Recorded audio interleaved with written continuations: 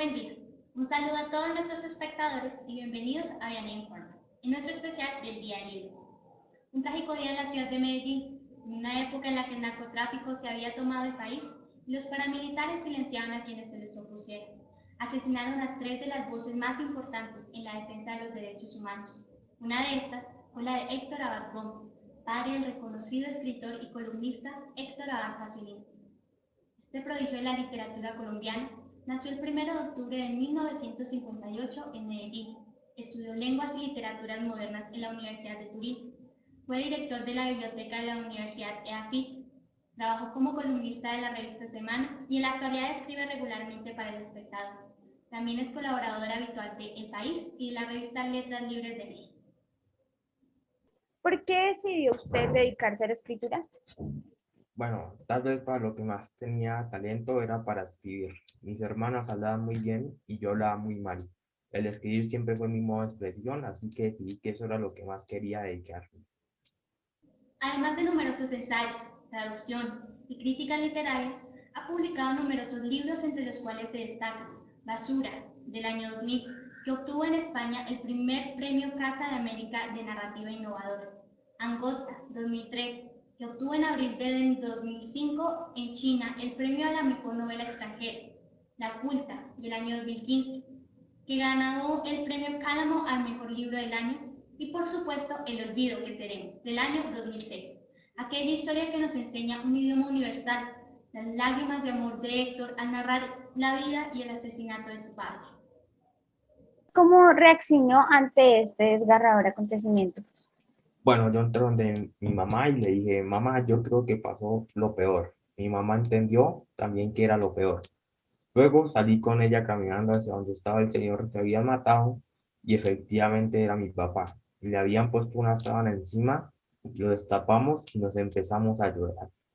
Después le conté a mi hermana y también estuvo llorando durante buen tiempo. Ok. ¿Y cómo superó la muerte de su padre para convertirse en la persona que es hoy en día? En un principio decidí olvidar, no quería que mis hijos vieran a su padre triste, que vivieran y se criaran como un padre triste. Así que pensé que el olvido era la mejor solución. Sin embargo, me di cuenta tiempo después que verdaderamente ya no recordaba muy bien a mi padre. Así que decidí escribir El Olvido que seremos. Efectivamente, ya no tenía que preocuparme por olvidar la historia, gracias ya que estaban las letras. Este libro lo escribí con la memoria que aún tenía sobre los hechos y con la ayuda de mi hija, quien me colaboró con varios documentos y reportajes sobre el suceso, que encajaban perfecto con mi versión de la historia. Fue tanto el dolor que sintió en ese momento que 20 años después se dio cuenta de que no lo podía olvidar en esa calle de Medellín, sino que debía honrar a aquel hombre que significó tanto para él, contando su historia en una de las novelas más reconocidas de Colombia. ¿Y cómo fue para usted y qué sintió al escribir este libro? Bueno, la verdad sentí paz, libertad y mucho alivio. Pues como te digo, de esta manera fue que pude superar completamente la pérdida de mi padre. Pasé de la parte del olvido a la aceptación y a honrar el recuerdo que me quedaba. Ok. Y ya que nos cuenta qué significó para usted el escribir este libro, coméntenos su opinión sobre la película que lleva el mismo nombre. La mirada del cine y del libro es distinta, pero creo que se complementan y que al final muestran a un personaje fundamental, que el que queremos recalcar es el personaje de mi papá, que fue una persona muy encantadora. Bueno, y para cerrar, cuéntenos por qué decidió darle este título al libro, por qué el nombre del olvido que seremos. Yo tomé el título del primer verso del soneto Aquí Hoy, de Jorge Luis Borges, que fue encontrado en el bolsillo de mi padre el día de su muerte. Verdaderamente este suceso marcó un punto muy importante en mi vida y para bien o para mal me llevó por el camino en el que estoy hoy en día. Así la historia de cómo nació una de las obras más reconocidas de la literatura colombiana. Nuestro equipo logró comunicarse con la viuda doña Cecilia Faciolince, quien nos comenta cuáles fueron aquellos momentos que marcaron la historia de su familia.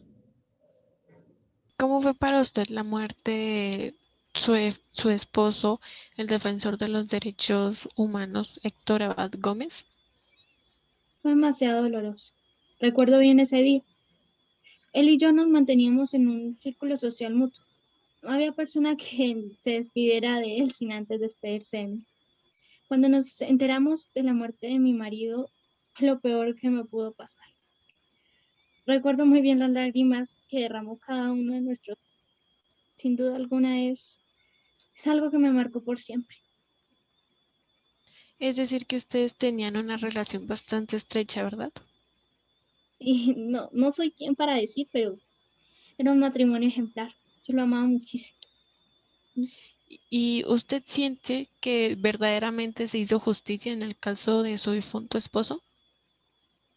En la muerte de mi esposo, igual que en la de muchas familias, nunca se siguió el debido protocolo. El presidente había informado en los medios televisivos lo mismo de siempre, que se iba a hacer hasta lo imposible. Sin embargo, solo fueron palabras, igual de las muchas cosas que se realizan en este país. Lo único que sabemos del asesino de mi marido fue lo que nos dijo el comandante de las FARC, pero no se hizo la investigación correcta. De hecho, se puede decir que aún. Mientras el director que dirigió esta película decía que uno de sus pensamientos a la hora de hacer esta grabación era la reacción de su familia, porque pues la película es basada en hechos reales, ¿no? Y es una película basada en una historia de familia, en una historia trágica, pero a la vez nostálgica y llena de travesías de un padre y un hijo. Pero díganos, ¿qué sintió usted cuando revivió la muerte de su marido en la película? Al crear la película me fue muy emocionante. De hecho, en el momento pues de la escena en la que mi esposo fallecía, yo llegué desprevenida. Nadie sabía que iba a estar ahí. Entonces tuvieron ese temor a mi reacción. Pero la verdad me es muy satisfactorio estar en ese momento porque siento que lo acompaña. Además de ese trágico acontecimiento, ¿qué más sucesos marcaron la historia de su familia? Son muchos, pero creo que uno de los más dolorosos fue la muerte de mi hijo. Murió muy joven de cáncer, a sus 17 años. No hubo cosa que no hiciéramos por ella. Lamentablemente, lo que sucedió era inevitable. Pero a pesar de todo esto, usted y su familia han podido seguir adelante. ¿Cómo se siente con todo lo que, por ejemplo, ha logrado su hijo desde ese trágico momento? Me siento muy orgullosa. Y no solo de él, también de mis hijas. Ver lo que al día de hoy se han convertido cada uno de ellos no me da nada más que alegría y satisfacción. En 1998, Héctor fue galardonado con el Premio Nacional de Periodismo Simón Bolívar en la categoría Columna de Opinión. Recibió ese mismo premio en el año 2006. De sus libros hay traducciones a más de una decena de idiomas, de ellas la de Angosta. Ha sido premiada en China, mientras que las versiones al inglés y al portugués de El olvido que seremos fueron premiadas en Estados Unidos y Portugal, respectivamente. Me siento muy orgullosa, comenta doña Cecilia, y más aún cuando su obra más reconocida ya ha llegado a la pantalla grande. Fernando Trueba nos cuenta cómo fue la transición del olvido que seremos al cine. ¿Por qué decía aceptar dirigir el largometraje? Bueno, primero que todo, muchas gracias por esta oportunidad, esta entrevista, por invitarme. Bueno, por qué lo decidí aceptar? Bueno, al principio yo rechacé la propuesta, ya que me gustó tanto el libro que pensé que no se podía hacer la película, ya que pues ahora las películas son de ciencia ficción, no son sobre hechos reales. Y también pues porque, como podemos ver, este es un libro de hace 30 años y yo dije que era imposible hacer esta película. Pero bueno, le di la oportunidad y volví a leer el libro. Y aunque seguía con el mismo pensamiento, acepté este reto. Es decir, que era un reto para usted hacer esta película, ¿no?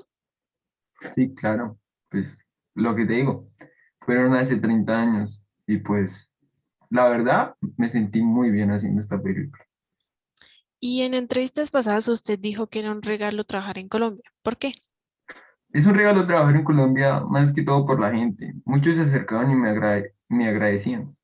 para hacer esa película de este reconocido libro. En mi opinión, pienso que es debido a que pues, esta historia cuenta una época muy fea en Colombia, que era el narcotráfico y los falsos positivos, y pues era también el sufrimiento de muchas familias. ¿Y cómo fue el desarrollo de la grabación?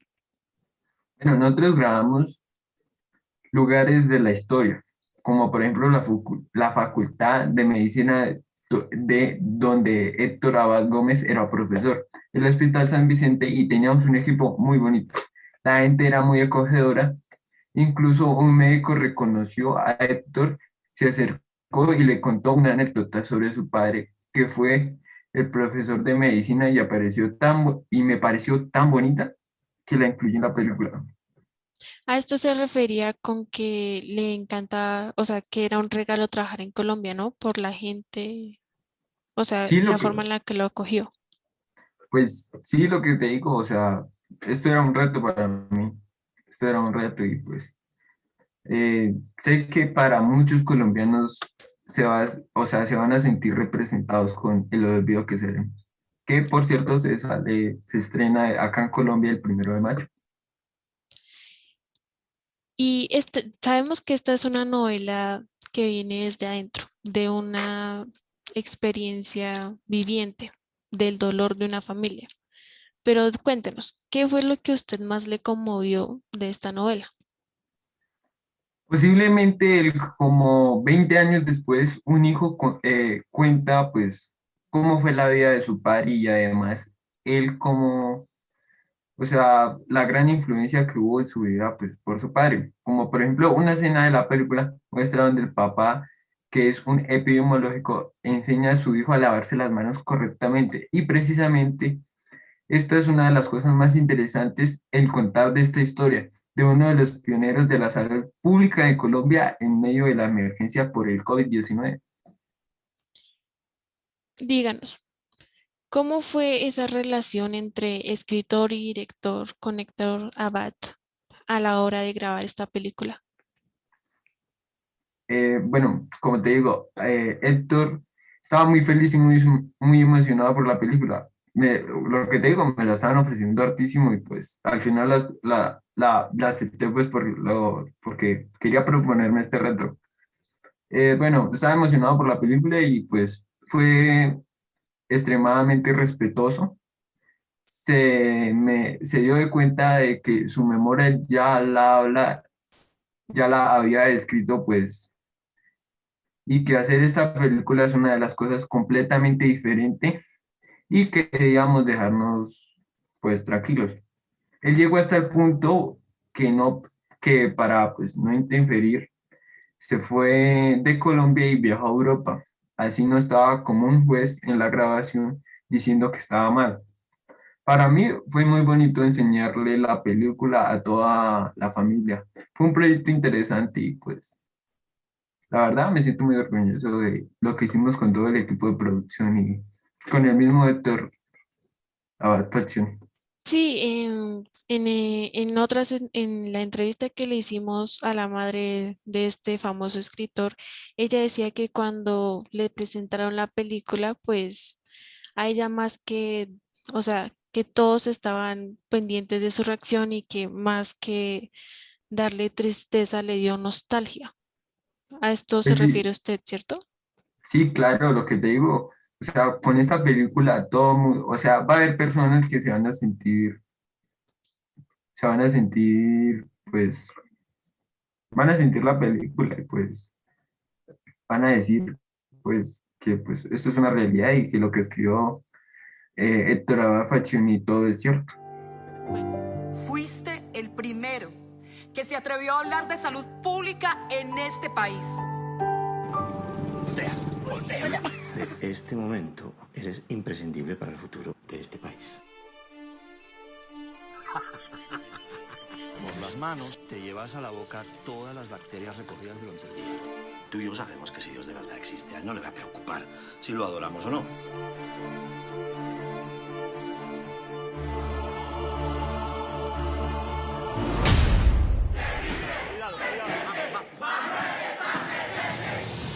Nunca nunca he entendido mi posición profesoral como renuncia a mis derechos de ciudadano y a la libre expresión de mis ideas y opiniones.